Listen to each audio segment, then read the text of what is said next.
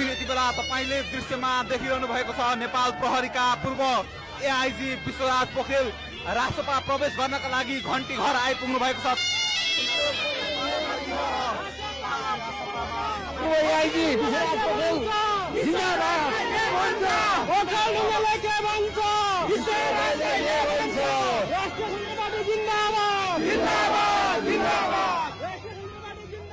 नेपाल प्रहरीमा रहँदा स्वच्छ छवि बनाएका पोखरेल यति बेला भने राष्ट्रिय स्वतन्त्र पार्टीमा प्रवेश गर्ने भएका छन्।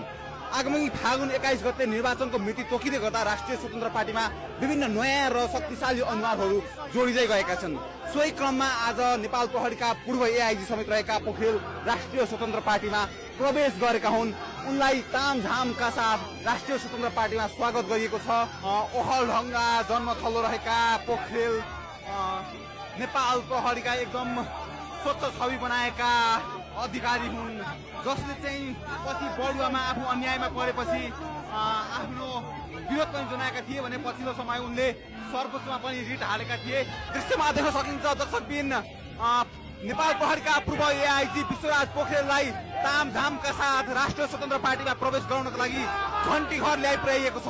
ओखलढुङ्गामा अब आउने निकट भविष्यमा आउने चुनावमा घण्टी प्रत्येक वार्ड प्रत्येक पालिका संसदीय प्रदेश सबै चुनावहरूमा त्यहाँ घण्टी बच्च 100% बच्च। यसमा दुई मात्रै छैन ल सर। आज चाहिँ राष्ट्रसभामा हाम्रो पूर्व एआइजी विश्व प्रसाद पोखरेलजीको चाहिँ पार्टी प्रवेशको क्रममा आज तामझामका साथ चाहिँ यो पार्टी प्रवेश गर्ने कार्यक्रम रहेको भएर हामी चाहिँ अब आगामी चुनावको लागि चाहिँ उम्मेदवार तयारीको लागि हामी यहाँ उपस्थित भएका छौँ। अब विरासत बोकेका पार्टीले भन्दा पनि सर अब अहिलेको नेतृत्वले को मागिरहेको छ भन्ने कुरो सबैलाई थाहै छ सर।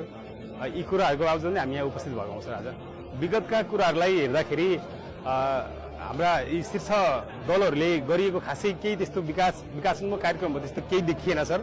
त्यसका बावजुद पनि हामीले अब यो अहिले देशव्यापी रूपमा राष्ट्रिय स्वतन्त्र पार्टी उदारिएको भएर हामी चाहिँ यसलाई अगाडि लिएर त्यहाँमाथि पनि अब पूर्व एआइजी हुनुहुन्छ उहाँ चाहिँ एउटा प्रशासन क्षेत्रमा चाहिँ त्यत्रो उच्च स्तरमा कार्यक्रम कायम गरेर अहिले रिटायर अवस्थामा उहाँलाई हामीले अगाडि डोरिरहेको हुन्छ सर। हामीले अब हाम्रो विश्वराज चाहिँ राष्ट्रिय स्वतन्त्र पार्टीमा पार्टी प्रवेश गर्न आउनु भएको छ।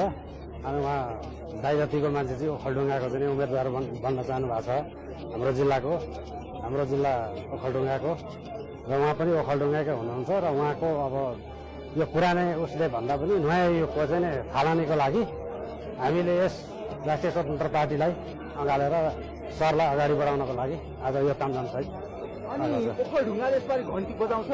ओखलढुङ्गाको स्योर के गर्छ ओखलढुङ्गाले? स्योर बच्छ।